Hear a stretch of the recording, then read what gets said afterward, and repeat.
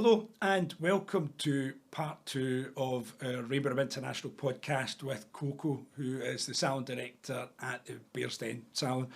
Hope you enjoyed part one, and there was loads of information in there, and I think you really get a huge idea of the spirit behind who Coco is and what she's about and why she's been such a figurehead in the brand for, 30 odd years, and kind of why I've been really looking forward to doing this podcast. And I'm sure it comes out because it's having had that chat with her at the first part. There's so much that you just want to cling on to in that conversation. So as I say, thank you very much for watching that one. Welcome back to part two.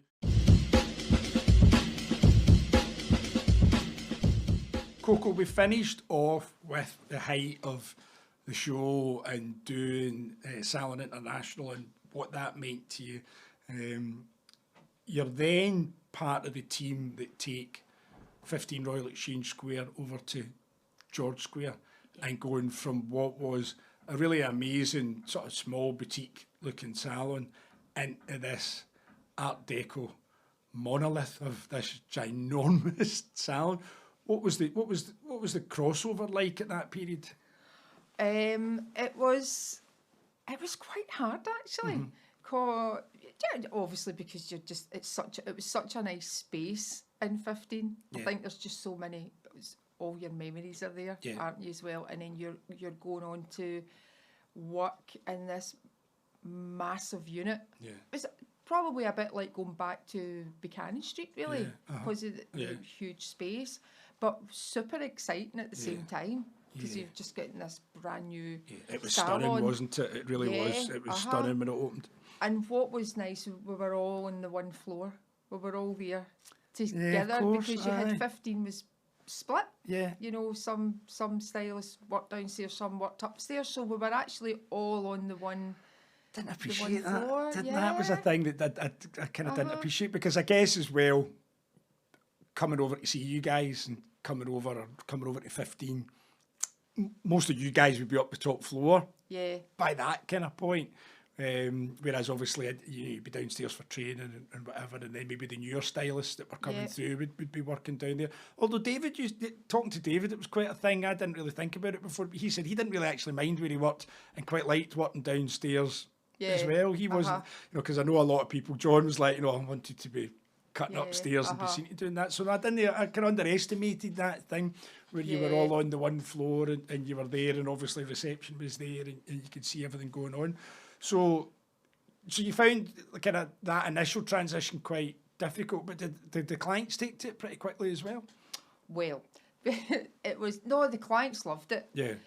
The thing that changed at that particular time was the smoking ban came in. Right.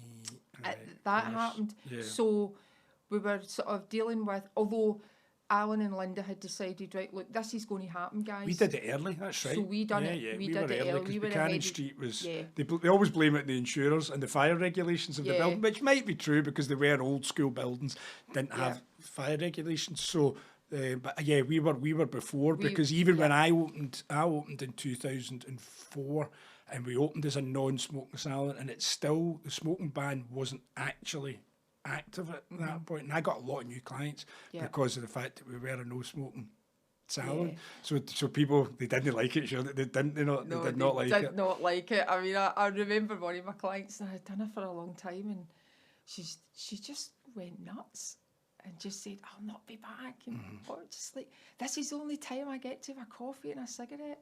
And I just think, whoa. Yeah. But that's the only person. I think most of it was very positive. And when we moved round to George Square, well, we were kind of used to it by then. Yeah. But we did, it was quite funny because obviously living in Scotland, it's raining most of the time. But of course, we all smoked. Yeah. And because we came, I mean, as you were saying earlier on, 15 Royal Exchange Square. I mean, you could not see the person sitting at the end of the bench for smoke. It was everybody smoked. Unbelievable. And so when we went round there, we're like, oh, you don't want to be standing outside and case a client sees you and you're having a cigarette. So it was costing us a fortune. We used to go into the counting house because you could still smoke in there and actually have a cigarette and a coffee. You have to get a coffee, so you were... Eventually, we kind of got fed up with that after a wee while, so we didn't go out quite as much. And then that's when clients started you started to notice the smell of you know, like, oh, it's... Yeah. You know, that's not nice. You never thought about it at the time when we were all doing it. No, but actually, when it had stopped completely, it was a big thing. Even the concept of the client sitting there smoking and it all coming up to you as an operator or as a stylist or as an assistant, and the idea that somebody would just not do that to you now. Absolutely not. And the idea that it was not thought about then, it was like, but this is my only chance to get this cigarette. And you're going, I'm doing 10 clients today. Yes. I don't want to smoke 20 fags never myself. Do you know what I mean? It's like going, I talk to my staff about things like this, and they're like, oh my God, no way. I says, there would be a coffee sitting or a tea, and then they would have their ashtray. I says, and sometimes the ash would get blown everywhere because the hair dryers were blowing it, but you would be sitting cutting a haircut and you are like taking in as much of that cigarette as the very thought of it. I remember Alan saying they used to have to get the salons painted every 6 months because like the walls would be yellow. I've got an amazing story about that, right? So when my salon was the first one with the sunken ceilings, and they had the lights up above. And they put, before you had your LEDs and all that, it was tube lights, but they were in purple film tubes. So the roof would light up with this purple hue round the side. So Alan loved it that much that the uplighters in the Buchanan Street sections, he did the same thing. And I came in to see him once and I was like, oh God, sounds looking great. I was just feeling a bit nostalgic and all that, because I actually struggled when I first left B Street. And I was in and he said, yeah, but I can't get... It's not working the same as it works in your salon. And you know what it's like, right? You just think Alan knows everything about everything all the time. And I'm going, right, wait a minute, are you not getting it? And he went, no. He says, I went, the salon's grey. The ceiling was always painted grey, so it never looked yellow because of the cigarette smoke. He always painted the salon roof grey. And that's why the light wasn't reflecting, because it wasn't white. And he went, of course. Of course, he says, and I've always just kept getting it painted grey because that's what I did. He went, but of course, the light's not going to reflect. But the idea that you even had to make decisions like that was unbelievable. And we won't even go into colour remover and how we could... yes, that's... We'll not even go there. We'll leave that in the 90s and forget about it. Exactly. So, at what point in your timeline then did motherhood kick in at George Square? I know. So, well, Neve was born in 2000. So just before I went off in maternity, I had cut my days back. I think maybe just a day. And I was off 3 months. Right. And then and then I came back. But I thought, well, do you know, I mean, you work hard for your clientele, you know, and I kind of worked it out that, you know, if I come back after kind of like 3 months, then I've really only missed a haircut. Wow. Oh, listen, that's nothing. Enjoy. Yeah, no, I know. But, you know, so, yeah, you're still... But when I went to speak to Linda about, you know, obviously coming back, there was an awful lot of things about at that time in 2000 where people they weren't getting their jobs back because they were off having families. No, you need to be back full time. I think it's all changed now. I went to speak to Linda and Linda was like that, Coco, just come back and do whatever days you want. You know your clientele, so you know what hours will work best. It was never an issue. So I came back and I worked 9 till 8 on a Thursday, and then I worked full day Friday, Saturday. Right. So I was still putting in quite good hours. It was allowing me, and especially on a Thursday night, because in George Square you would always get quite a few clients in. Oh, it was still big. It was still big then, wasn't it? Because there was such a huge amount of kind of office working still going on there. Absolutely. And the shops were opened, and it was still that culture, because Thursdays are, you know, even before COVID, they're nothing like what they used to. Yeah. I think it's really important, you know, that you kind of highlight that fact that in the culture of general employment wasn't probably particularly great with women going on to have a family anyway. But hairdressing, it was archaic. I mean, there really wasn't anybody actually having kids and coming back in any kind of time frame. Yeah. At most, it used to be folk coming back once they went to primary school, but by that point, they were 5 years out the trade, and people were like, "Oh, you don't know how to do it anymore." Never mind coming back, working part time, which was kind of new as well. Really, there wasn't a lot of people doing that. And I think that's the evolution to the point where we're sitting as a brand with more female directors than we are male directors. Whereas previously, and certainly in British hairdressing, it was usually a male figurehead that was in charge of the brand, and then either people came and went. So, you know, again, you're probably at the forefront of that yourself, and coming back and proving that it could be done in the first place. Because you didn't lose your clientele and you built up after that. How much of a challenge? I mean, it must have been a challenge, but... Yeah, I mean, again, it's, of course, you know, I mean, I was fortunate. I had, we had great, like, parents and family, my sister, and they were fantastic. They helped out a lot to allow me to get back to work. So that was why I chose to do the 3 days together, so I could have 4 days at home and then I could have 3 days. And so you really do need to, I mean, you do need to think about it, you know, like, right, if I have a family, what does this mean?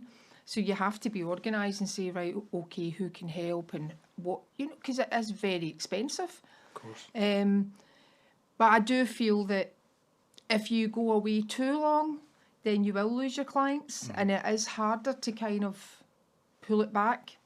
So, but I was fortunate. I was healthy enough to, like, get back 3 months, and I loved it. I just loved the balance. I had a really good work-life balance. I'm loving the idea that you actually thought about it, that it was one haircut. Do you know what I mean? Rather than just, it's a time a month, with the idea of going, well, that's probably just a cut and colour. It's one and haircut. then they'll be coming back in. Exactly. It'll and be then, okay. of course, you know, you're working with great people. Yeah. You know, and obviously, like, you know, like Sam and Yasmin, good friends, and a lot of my clients went to Sam for that visit because they knew that we were friends, so they would find out how I was, and then vice versa. The same thing happened when Sam went off to. In fact, Linda was expecting Brett at the same time. That's mental, isn't it? Because he was born a few months before one of those Neve was. Change the toilet seats. Do you know what I mean? It just all, we'd all kind of got to that age where we were like, it's, you know, you either, you know, carry on, you don't want to decide not to have a family, or it happens for you. But it was never an obstacle. It was never an issue. No problem. And I just think having that work-life balance, you've worked all those years to build your clientele, and I love what I do. Yeah. You know, I think the thought of not working, it would have been, a lot of people, and not having that option to be able to. A lot of people struggle with a loss of identity, don't they, when they have a kid, and through no fault of anybody's, because obviously you're going to be laser focused in making sure that this little person is okay, and the idea that society has even belittled that role in the first place, that it's not like the most amazing thing that you can do, but equally that thing of but I'm also this guy and I do this thing, and obviously especially with a creative outlet, I think it's even harder to step away from it. So I think it's really important that people know that you were, you know, whether you think about it yourself or not, you're at the forefront of that. It comes for both. You have to have good support, a good support network at home, but you also have to have a good support in the company that you work in as well. And I was very fortunate that I had both. Okay. And then what's the timeline between the two girls? So that would be 5 years. Right. Alex was born in 2005. Right. Okay. So, and again, just the same again. Right. So you've got two kids. You know, like, so say we go into 2006, All right, so you've got 2 kids under 6 years old. Yeah. And you're still part-time at that point then, you're still doing the 3 Yeah. days. And you decided it'd be a really good idea to open up your own salon. Well, again, it was like, do you know, it was, I honestly didn't think it would happen. Really? And I don't know why I ever doubted that, because obviously at that point, Sam and Susie had went to open up the Ruddy's salon, and Yasmin and Dylan We're taking over. over like the George Square salon, and I was like that, you know. And then having kids, I just thought, you know, is just working in the salon enough? I should really think about having something and bringing my own, you know, having my own team, but still with it under the umbrella of the Rainbow Room, and having that security behind you too. So I just went to speak to Linda one day, and I said, would there be any chance that, you know, I could have a Rainbow Room? She was like, we were wondering how long you were going to take. Something along those lines, and I burst out laughing. I could have cried at that point as well, because I thought, wow, this is amazing. Yeah. So, yeah, and then must have been maybe about a year and a half later. Because I think that's the other bit of the story, is that we didn't go to Anne Linda Godry like a salon, then it happens minutes later. You know, there's obviously either homework going into massively, where and why, and then obviously for us the how, depending on your everybody's story. I was in management super early from a really kind of young age, because kind of Alan had just said to me when I was about 18, what's your plans? And I'm like, well, I'm come from a self-employed background, so at the end of the day I want a salon, but I don't care whether it says Ricky Snips above the door. I'm not really bothered. I wanted to be part of the stay with the brand. So I probably had a longer journey of cutting my teeth and learning and making all the mistakes that I made as a young manager in B Street before getting my own salon. But I made plenty of mistakes since I've opened that one as well. So I don't know how much I did learn. So you had this sort of, 2 years isn't long, really, from going, right, I'm going to need to do this. I'm going to need to manage this home life. I'm going to need to learn these skills. I'm going to need to find somewhere that I want to be. And you've kind of done a bit of a full circle thing where, yet again, where you stay and where your salon is, they're not really that close to each other, are they? Well, it's not. They're actually not that far. It's just a wee bit awkward to get to. Right, okay. But I was very fortunate when I worked in 15 that I actually worked under Linda. So I learned a lot of the business side of it from, you know, and how to organise. Yeah. Well, and actually the systems, and how important it is that all these systems are put in place. And then when I went to George Square, I learned about how much it costs a salon to run a salon. That was an eye-opener. That was just, wow, unbelievable. But then the journey started for education, serious education. Once I had made that decision, yes, I would love to have a salon. And then it was, I went for meetings with Linda down at the academy, and she would have management meetings and take you through. So it was like business meetings. She would take you through how to run a business and all the finances of it, and it was just amazing. It was it was so much to take in, and it was, I mean, I think she simplified it by saying it's not any different from running your column. It's just a bigger figure. Yeah. And it's so true. Yeah. And so I mean, you just have to get the right people to make it work. To make that work. There comes that endless battle. Bears Den was point one. Was that where you were deciding to go? Was that an opportunity? There was. I did look at a few areas, but I kept going back to Bears Den because one of the things, again, when I was given paperwork like this to read through, fill in, get to know, look at different areas, and the brand is a luxury brand, so it's finding an area that brand is going to sit in, and it's going to grow. Yeah. So I kept coming back to Bearsden. I did actually have a lot of clients from those areas. Yeah, yeah. So I was kind of looking at the areas round about, and I thought, no, I think Bearsden would be good. Right. And did you find somewhere pretty quickly? Did you, like, once you decided that that's where you wanted to be, did the salon opportunity come up? I think it happened, I'm sure it was about a year and a half after it was first talked about. And it was the quickest turnover, I think, of all the franchise salons opening up. Definitely. I had 6 weeks. Like And that was because where my salon is, it had already been a beauty place. Yeah. And they wanted quite a quick turnover. Right. So, yeah. And did you have any team ready to go? Did you have anybody going with you? Kind of nothing at all? Nobody. Wow. So you started advertising for team members at that point? So I had, there was 3 of us and an assistant when we opened our doors. But it was lovely.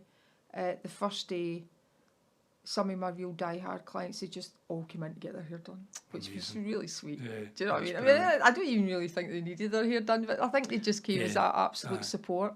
So they would have wanted to be part of it too, wouldn't they? Yeah, that first day. And I still remember, because my computers weren't in at that time, and I've actually still got the book where I had actually written down the first couple of weeks. With all the clients in it. That's we amazing. Sometimes get it out and have a wee look through it. It's great. And it's nice to actually go back to that and then look at where you are now. Do you think people underestimate our relationship with our clients and how we actually think about them? Yeah. As in... Like, they don't get how much we actually really care about it and what it means to us. Yeah. I mean... your clients tell you everything, you know. I mean, for a lot of clients, especially after lockdown, I found that really difficult, like everybody else. But I found myself thinking about my clients that they were living on their own, and you know, so it's and I think sometimes you underestimate how much of a good relationship you have with your clients. And how much they're invested in you too. And 100%, they really are. So, and that definitely became apparent when we went into lockdown. I miss my clients so much, and because it's that, isn't it? It's like, for a lot of clients, they just want to come in and have a wee chat. And it's all we've known for all that length of time. I mean, when I opened, we all passed our firefly on a woman called Mrs. Hamilton. Mrs. Hamilton would come in every Wednesday to 15 to the basement, and she'd get, 1 week she'd get her tint, 1 week she'd get her perm, 1 week she'd get a style dry, 1 week she'd get her haircut. Right? So she was a permanent model for all of us, and we all get passed round and whatever. And not only was she standing outside the chapel in my first wedding when I came out, the first person I saw when I came out, look, Mrs. H. She came all the way down here to come to the salon the first week that I'd opened. I'd crashed my motorbike and had broke my collarbone, and as usual, usual shambles. So I couldn't do any hair or anything like that, and she came down, and it just blows your mind that people are that invested in your life when we're the ones that are meant to be given the service to. You know, they're repaying us with their loyalty and their finances and their trust. But the idea that there is vested interest in us doing well and succeeding as much as we are about just trying to make them look and feel amazing and hopefully feel wanted. I think that you can never take it for granted in our craft. And anybody looking in, thinking about joining the brand, they're not customers. You know, and I don't even know if I like this thing about getting called guests either. I don't know. It doesn't. Clients is another. It's a funny word. You know, they're all higher than that, but it's just finding the words really mental. So So needless to say, you obviously had to, so like all of us, no days off, no holidays. Oh, yeah. First 2 years of just Yep. chaos and disorder. And I already know how hard that was. Yeah. But by then I didn't have a 7-year-old and a 2-year-old. No. So It was- how are you managing that and that impacting on your life when you're trying to run this new business as well? Yeah, it's very hard. Yeah. It is- Don't doubt it is really hard, but you just, I think if you've got the systems are there, so that takes that away. You know, if you've got a good system in place and you've got good people around you that you can pick the phone up and go, I don't know what I'm doing with this. I don't know how to do. So I could, you know, I could phone Linda, I could phone Alan, I could, you know, phone Yasmin or Sam. I still do it, We you know, all to do, this day, yeah. because there's always somebody been there before you that's went through that situation and they can help you with, Exactly. or they know somebody that can help you with it. So I think that is what has made, that's what made it really easy. It would have been different if it had just been, I think, my name above the door. Yeah. That would have been very difficult. But I think to have that kind of support network round about you, then it made it so much easier. Again, that's a bit of the kind of unique stroke special relationship that I think that we all have, and that because we're not like a normal franchise. No. Like the majority of franchises. Like we've grew up with each other. yeah. Well, I call us a dysfunctional, non-related family business. Yeah, That's we basically what absolutely we are, are. yeah. And again, and you never underestimate the. I mean, I genuinely know I can pick up the phone to all the directors, and what I actually love doing is speaking to the ones that have came after me to give them their props, and instead of going the other way and going to them and going, how would you handle this now? And you can sort of see them go, what are you doing asking me? And I'm going, well, you're doing it too, and you've got the success that you've got. And I think that it does make it special. I mean, there's no doubt about that. So how was the journey from sort of opening to kind of, when did you find that it was sort of steadying enough that, you know, you were kind of right? Because I mean, you've opened right at the start of the credit crisis. You know, that way, it's like you've opened the door at peak financial meltdown. Yeah. You know, at that point. I think because I was starting off, it didn't explode like the other franchises, you know, did when they just were doing incredible things. It was very slow, very steady. I mean, the first year was really hard. I think one, because you're getting used to how to work the whole money thing, you know, and like even just down to silly things like, right, if I order that then and order this here, and I made a few mistakes at that time, forgetting, oh, the wages are coming off that one. Oh, right, okay, so we've all done that one. I would probably say it was about 3 years, and I started to think, right, okay, 3, maybe 4 years. Yeah, I've got this. I'm kind of right. I know, I know what I'm doing here. Yeah. And then again, that's when the whole relevance of like learning the business side of it, which again sometimes I always kind of pushed against that a little bit, because it was all, for me, I never teach any of my guys to think about things in monetary terms. Yeah. Because it used to be like that. Years and years ago. It was always just like, how much money? And I think you run the danger of doing things for the wrong reason and not doing it for the love of what you actually do. So I teach them about, you know, if you love what you do, if you practice every day, if you become the best at what you can be, the clients will come, the money will come. Yeah. You know, there are people that are more money motivated. Yeah. I've never been that person. It's always been, for me, it's always been, is about getting it right and doing a good job. And yes, it is important. But if these things aren't right, then you're never going to get that anyway. Got you. And the thing as So well, that's always... it comes full circle as well for you, though, that you've got to get those finances right from not about you being motivated with money, but you need that stability to make sure they're okay and they're in that position to grow 100%. and to do the thing, because it's Absolutely. not necessarily that you're going, well, I'm trying to make all this money for me. It's like, I'm trying to make this money to make sure that the salon looks great and feels great and it stays open, so that I can give these people these opportunities, and then hopefully we're all going to win together from that.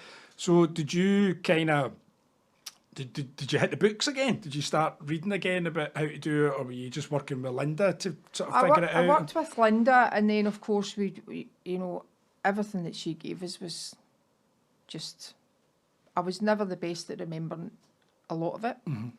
But I do get it. Yeah. I completely get it. I'm not, I do it and I know where I am. I've got a one piece of paper that I have, and that is it. And again, that's back to just briefly talking about a way back at the beginning, when Alan and Linda sent us to Edinburgh to see Alan Olsen-Smith, and he did Take Control. Yeah. And wow. Yeah. That was great. And I still go on his courses to this day. And one of the ones I went on was a business one. And it's like taking the best from everything that you've learned. Of course. Yeah. You know, always the one thing that I've always learned from Alan and Linda is like, that is not yours. That goes away there. Yeah. That's not. That is like, they've taught us all the things that they got wrong, so that we would never be in that position. And then the things that I've learned, like from Alan Olsen-Smith, is about pretty much what Alan and Linda are doing, and I just do it on one piece of paper. And he does that one paper profit loss, doesn't he? And it's just like, this is where you are, this is what you need to do. But we know all that. We were taught all that years ago. You know, but it's a different reminder, isn't it? It's another way of doing it. Everybody's way. I think it all comes down to the one thing, but it's how you, when your brain goes, I've got it. You know, that light bulb moment. But it's all taking us to the one place. But it's like us when we're teaching somebody a haircut, and you've went at it at that angle, you're going, they're still not getting it, and then you'll just you'll find that one sentence, or you'll show them in such a way, or your body will be in such a position that they finally go, I've got it. And I think the mistake is thinking, as a teacher, that you're meant to be able to get it at the first attempt. Yeah. None of us do. It's impossible. Exactly. But also as the person learning, going, it's all right to get this wrong. Everybody that's done it before you has got it wrong, and some of us more horribly wrong than you. Yeah. So that's there. What I love is the idea of you talking about it becoming important to you because it's now relevant. And that, so as a stylist, you want to know hit your target, your bonus and whatever, but it wasn't really your motivator. It was the art or the craft or the show work or all that. Whereas all of a sudden, profit and loss and turnover and VAT bills and tax bills and all of that, and your staff and your responsibilities became super relevant. So you're now reading up on it in the same way that you didn't really like doing it at school, but all of a sudden when it was about perms and colours and angles, you understand it. You read about it there as well, and that's amazing that's kind of a full cycle with that, or a full circle with that, you know. So was it relatively, has it been relatively stable, or have you been a bit peak and trophy with the salon? How have you found it? We pretty much, we just slowly built all the way through 2008, 9, 10, 11, and then it just kept going. But by that time, kind of everything was kind of in place. I felt like I had a really nice balance. I had a balance in the salon of stylists that just love to do hair all day with their clients, and they go home at the end of the night. And then I've got other staff that want to do a wee bit more, want to get involved in a bit more. So I felt like I had a really lovely balance, but they were just all hard workers. Like they are, you know, grafters, as we would call them, which is, you know, really what I am. Just I love working. So I was very fortunate.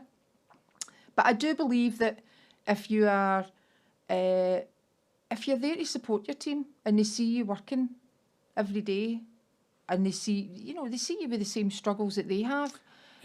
You know, they do work harder.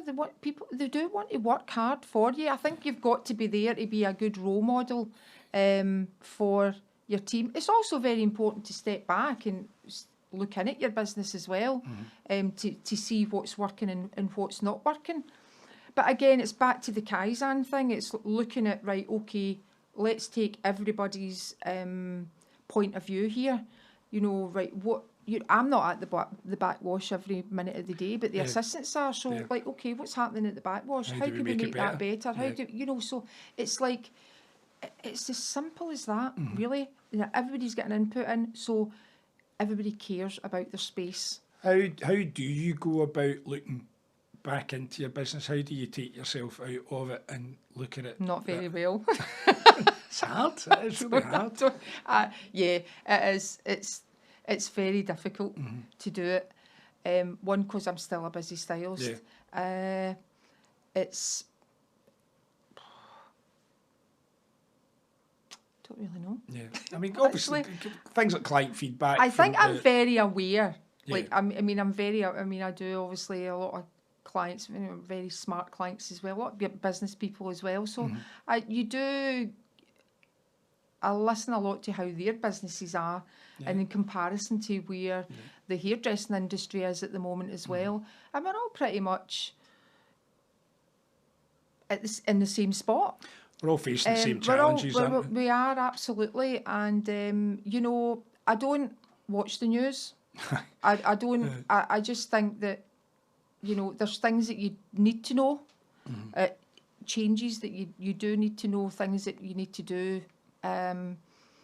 But I don't like to bring that conversation into the salon, you know, in front of clients, because it's a happy place.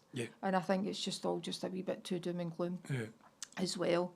We do face a really tricky time, but again, it's back to, you know, all you can do is just be better than you were yesterday, and just give clients. It has become an absolute luxury service. But if you're giving good service, clients are going to they are going to come back. It is going to be challenging, obviously, because financially things are very, very tough. But clients are very loyal. And do you feel that for the first time since we've been in the career ourselves, that we've shifted over from it being a necessity to being a luxury? 100%. Yeah, absolutely. It really is. I mean, I think all you can hope, I suppose probably quite a good scenario would be that you don't lose clients. They might spread it out a little bit. You might lose them one visit in that year or whatever, but as long as the clients are coming back, then... Well, you've started your business off exactly at the same... I mean, 2008 is the beginning of long hair and balayage and folk stretching their appointments out. So it's not that it's kind of almost a mirror image of... Because obviously after COVID, everybody loved us and wanted their haircut, but after 4.5 weeks, we had no clients left because we'd done our entire book in the space of 4 weeks, like having to wait for another 3 weeks for somebody to come back into the salon. So that had all of its challenges and where we were at, but certainly just now we're at a different point. So 2012, you have an amazing year, and you go into the 2013 Congress. And you leave there with... I know, Salon Team of the Year. Yep, amazing. Fantastic. Still not won 21 years of it in my shop. Still not got I was honestly I mean, it's your team's face when you're. I mean, you're just like, wow. I mean, I actually love the Congress even more now because it's your team. Yeah. And when you see their faces when they win, this year, I think was my favourite. Yeah. You know, having like Jodie winning. Yeah. I mean, excellence it was amazing. And Anna winning fantastic hairdresser. I mean, she's only been with me for a few years. Did all her training in Rainbow Room, but on the floor, massive clientele. Yeah. But just again, it's just back to that learning and knowing your craft. The other thing about her winning that's fantastic is it's not about, you don't have to have been in the brand for a million years to win. You know, the award it's the exact same as everything else, and there's a clear structure of how you win that award, and none of it's about length of time on the floor. It's about hitting the key elements of, and we've always worked hand in hand with the Fantastic Hairdresser book, and it's about all of the chapters in the book, hitting those points and explaining to the judges why you think you should win through the points of the book. So, and at no point is, well, I've been at Rainbow Room for 30 years, so I think it's my time. That's not what it is. So, and I always think that's kind of the legacy of the brand from everything that Alan and Linda talk about, was empowering us from the youngest moment onwards. And the idea that her winning that this year was amazing. And obviously Jodie came off the back of an unbelievable year this year. But so winning in 2013. But I would like to say that the rest of my team members, their figures are through the roof as well. So they're all incredible. Yeah. For me, I mean, I'll window into my management technique. I do a bit of, look what Bear Stend's doing, and they've got 2 seats less than us, and they're selling smaller than us, and they're not in the city centre either, you know, because the figures are, you know, they are incredible. But it is interesting that, you know, as you say, it was a slower build. It wasn't that it was slow, but it was slower, but it's been a sustainable build. You've not It was very different. I mean, from always working in the city centre, you always had a regular flow of walk-in clients. But when I went up to Bearsden, that was the one thing I didn't think about, was the fact that, well, I did think about it, but I didn't really realise it until I really sat down and thought, wow, this is really residential. Like, basically we've got fields behind us and then houses in front. So you've got no passing trade whatsoever. So whatever way this works, we need to get it right from the kick-off. You know, it needs to be, because when you do somebody's hair in Bearsden, the whole family know about it. Of course. You know? Yeah. So you're only getting that one chance to make sure that shiatsu's right and that consultation was great. So in a sense, I found that a little bit more pressure than being in the town. And I also, do you know the biggest thing that I couldn't get used to doing? When you're working in the city, you're dead loud because it's such a noisy place. I had to learn to quieten down a bit because obviously it's a much smaller salon. But what is amazing about being there now is you know everybody. And, you know, everybody knows who we are. And we all do families, whole generations. Did you feel part of the community quick? And you feel part of the community quick. Yeah, because it's very much about, you know, I suppose Bearsden's a lovely little town, but it's like any other town, just with the changes that are coming on, things are disappearing. I think they're trying to keep that almost little village kind of feel as much as they can.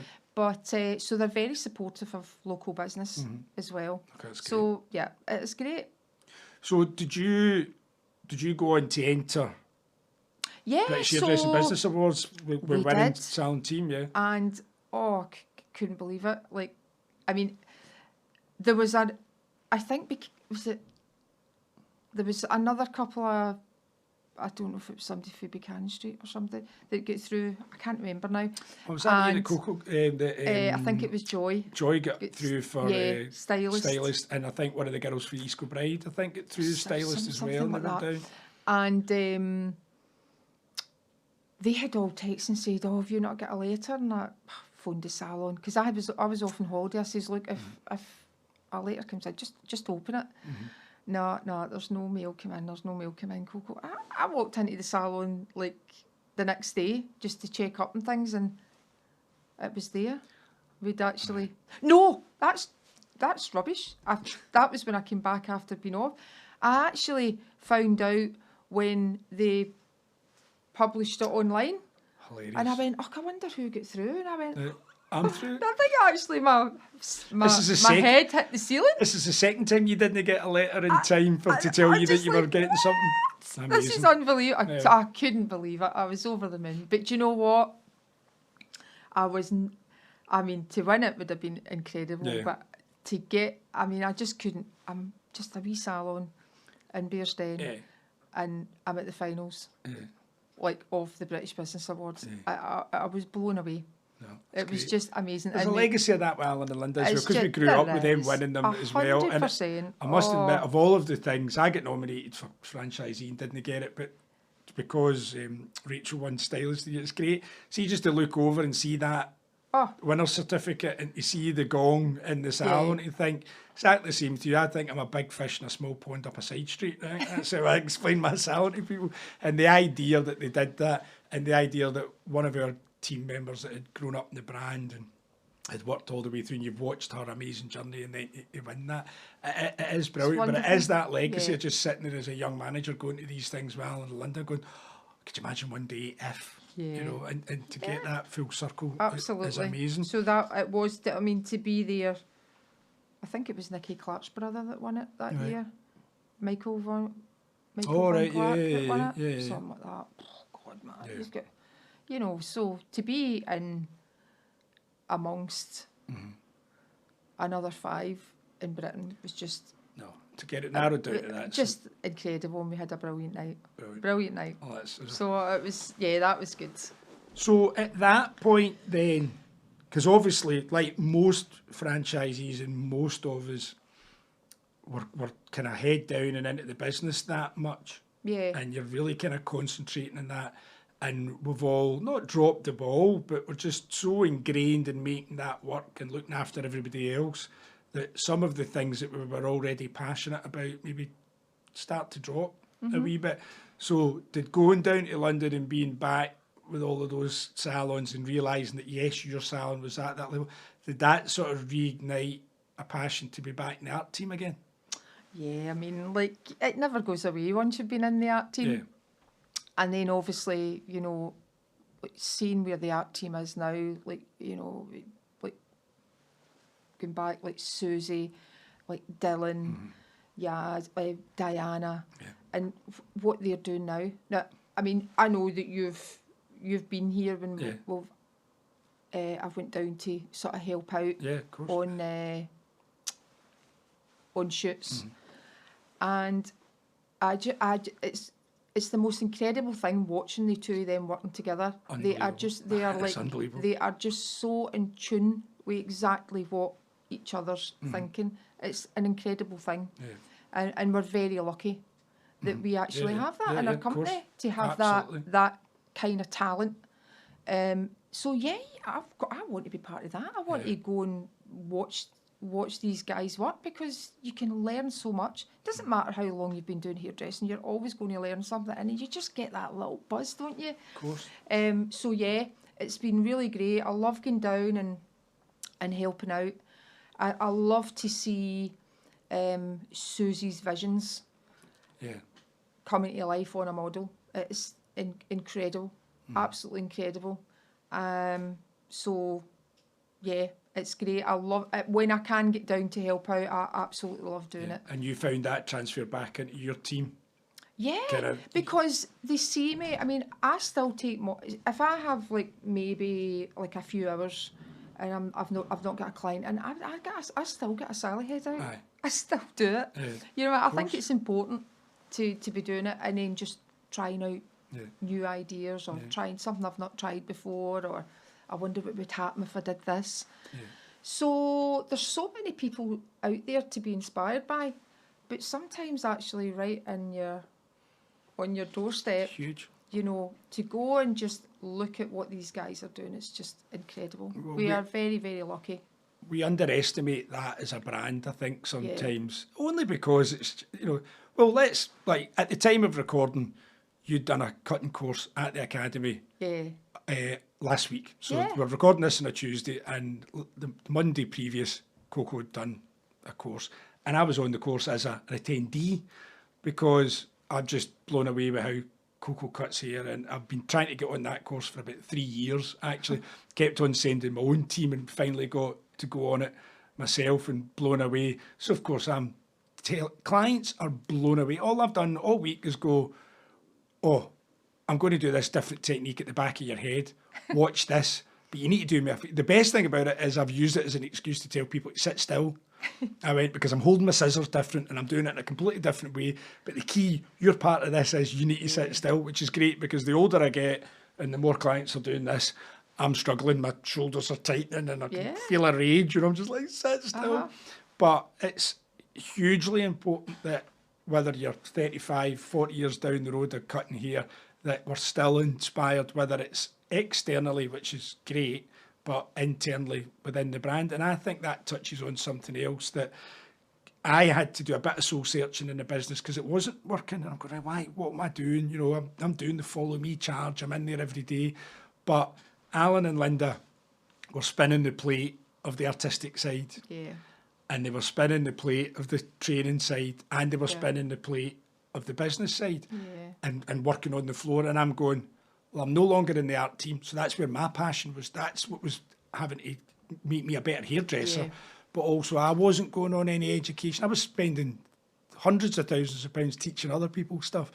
But I wasn't going on any courses and learning anything myself. Yeah. And I'm going, well, Alan and Linda were always on at least 2 things a year and coming back and, as you say, he's read a book, here we go, and I wasn't doing that. But for as much as I got loads out of the training bit, I get as much, and I can only go to maybe 1 or 2 things a year if I'm lucky with the art team, and I am getting the coffees and carrying the bags, and I'm right back where I was when I was an assistant, because there's no peer thing with me just because I'm a salon director and I need to be doing this. I don't care what the job is, I just want to be in the room.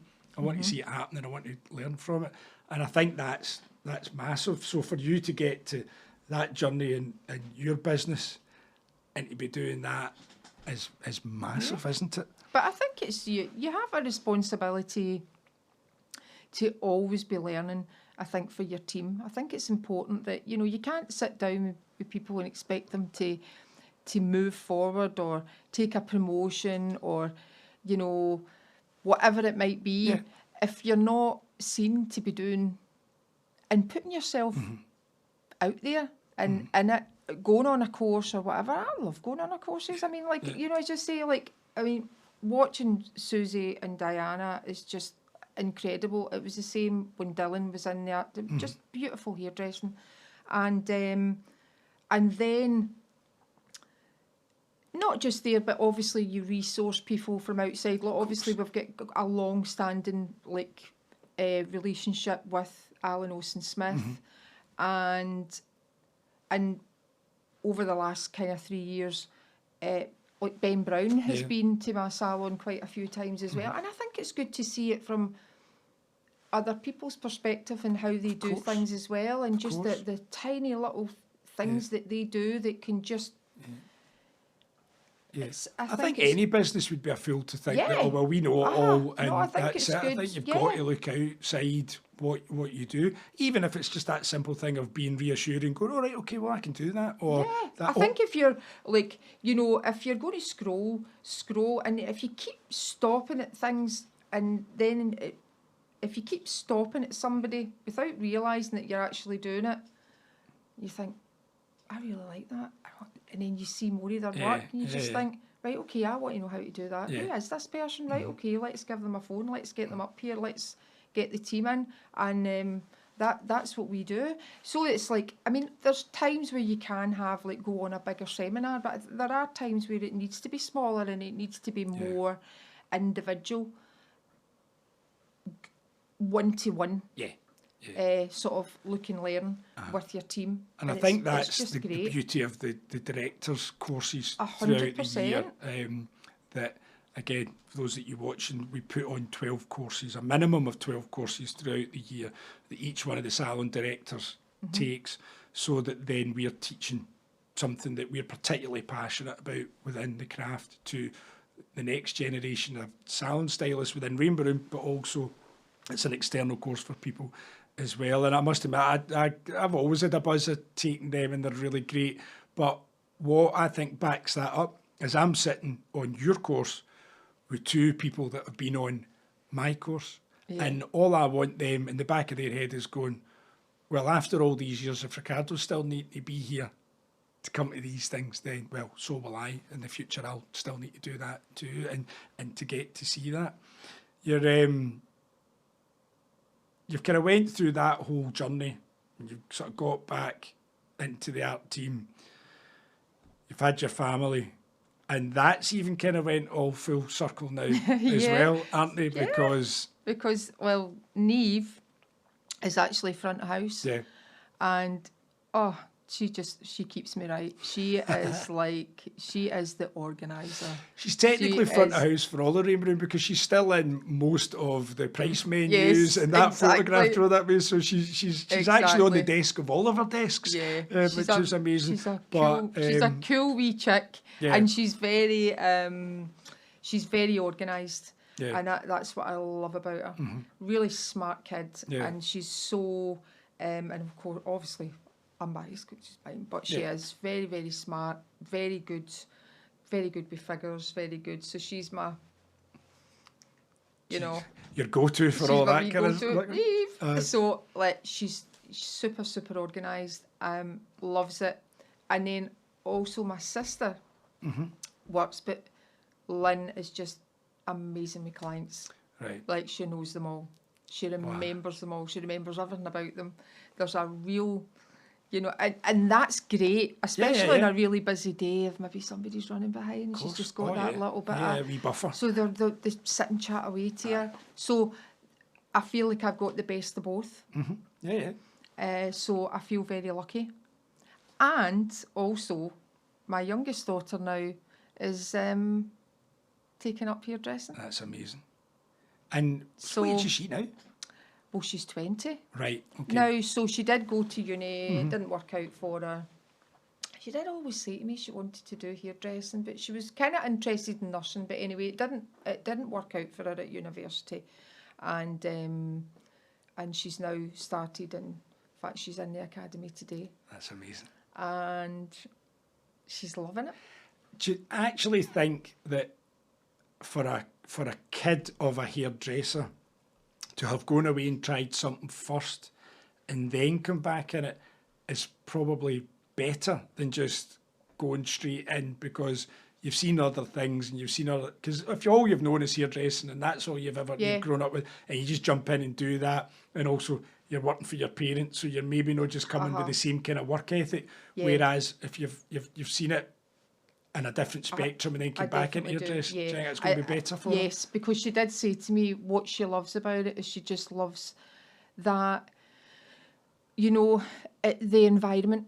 She loves the environment. She loves the fact that we're all friends in the salon, and they all go out together.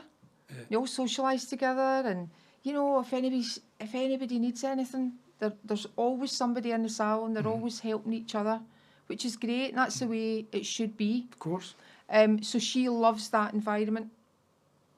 And I do think, obviously I did it many years ago, had this amazing opportunity, had this amazing job and walked away from it, and then came back. I think sometimes you have to do that. Yeah, to definitely. Actually really appreciate. I'm not getting this better anywhere else. No. For what my needs are. Aye. I'm not speaking for everybody, but for me, that's what I had to do. Susie describes it as we are the green grass. Yeah. Doesn't she? It's such a... It's brilliant. Gregory Porter has a song about it as well, and it's a very similar thing, but his is about a relationship thing, and it's like, don't go lying down on brown grass, you always want to be in green grass. And obviously Susie talks about the fact that we are the green grass. The green grass. And I guess because, when we'll get to her story, when we get her in, she wasn't a kind of Rainbow Room baby, in that kind of way. So, well, that kind of answers the next question, is where do you see the future of your salon within you know, the hairdressing industry in Rainbow Room, and how do you see it moving forward? Where do you see yourself sort of moving forward in hairdressing as well? I just, you know what, I get asked this. People ask me, so, I mean, when, because, like, well, I'm 58 this week. Dun, dun, dun. I will never retire. Yeah. I honestly, and I'm not just saying that, yeah. I think if I retired, it would just, nah. Mm-hmm. I think I'll just do this for as long as I can. I just can't see myself. Which is one of the reasons why you learnt that Eastern grip in the first place, because you wanted to look after your joints so that you could actually get a cut hair for longer. Absolutely. Just, you know, just learn all these things and you can just, you know. But I don't think about that. I don't think about, you know how you get, hear lots of people saying, oh, I can't wait to retire. I've only got a couple of years. And I'm like, oh. You know, I do genuinely love what I do, and I can't imagine not actually getting up every day and going to my work. Yeah. Don't get me wrong, you're like everybody else, you know, there's days where you can, Aye. But, yeah. And for the salon, well, it's a Rainbow Room salon. Mm. I'll always be there. Yeah. I That's mean, I remember Alan did my kind of assistant show when I was a wee assistant, and talking about it being a 100-year company. Yeah. And the idea of it growing, and kind of the idea that we've got that responsibility, because we'll hopefully take it the next 25 years, and then that takes us to, what does that take us to, 50, 70 years, and then at that point we really are handing it on to the next generation to get it over the 100-year mark.